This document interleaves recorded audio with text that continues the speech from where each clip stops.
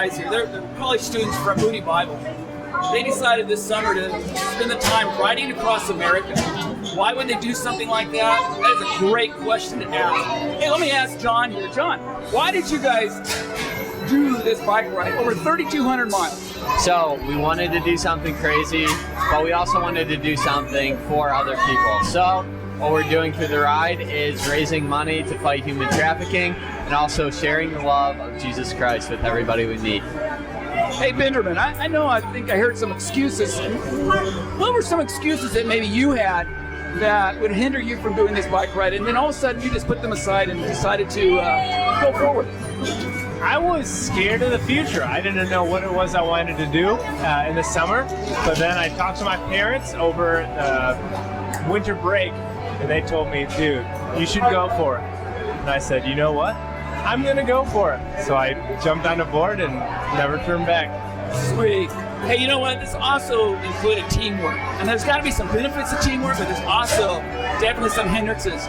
You know, Eli, what are some hindrances in the team? Did you guys work together as a team, or did you kind of like sometimes battle it out? Both. Yeah, we definitely are 5 selfish sinners. And so we have our pride issues, and we're 20-year-old guys that think we know everything. And so I think we should ride 5 more miles, and somebody else thinks we should camp, or we should have oats for dinner, or we should have meat for dinner. And so just kind of taking through those issues together. But God has brought us together, humbled us, reminding us that it's not about us. And it's just been a gift from God just to have to work through some of these things together. That's excellent. Now, did you guys just ride right behind each other? What did you guys think about as you're riding 80 miles at least a day? Is that about right? 80 miles a day? 80 miles. Now, how did this morph? How did this morph into being this whole event? Well, it was in Florida. In Florida during soccer nationals. We 3 of us kind of just came up with the idea and went with it. But then other guys were added on. Eli was added on, and then Mitch was added on, and we just decided we were going to do it and do something with purpose, do something with our summer. So it's kind of, yeah. Fantastic. Was there any preparations that needed to take place? What kind of preparations did you take, Mitch? Well, I actually studied abroad in Israel right when I should have been training. But my preparations consisted of riding to and from work in the few weeks that I had after I got back. And then also Tim and John did a lot of preparations in advertising, like what we were doing and getting the word out there, what we were doing. And then also looking up a lot of stuff about the route and about gear and about what kind of things we'd be facing as we went. Nice. You guys, is there a verse or something that is kind of like permeated throughout the whole journey that you guys took place? Well, we have 2 theme verses. Eli's got the first one. All right, Eli, tell me. Yeah, it's John 8, 34, 35, 36. And Jesus was talking, the disciples were asking him a question, and he was saying, talking about freedom. And he said that he's talking about slavery and freedom. And a slave is not a child, but a child is not a slave.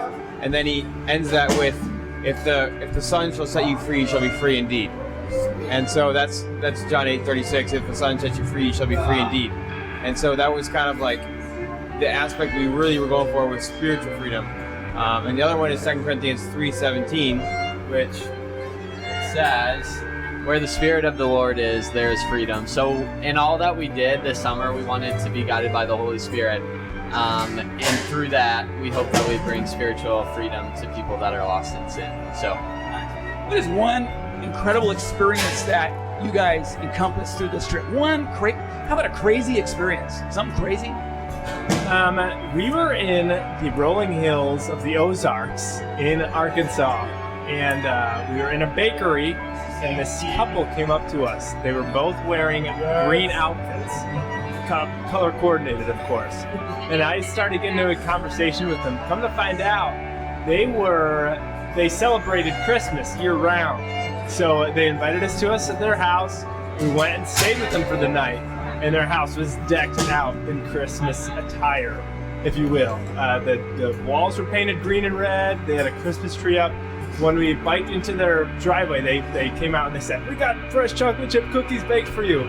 It was Christmas in June, which was fantastic. which was fantastic.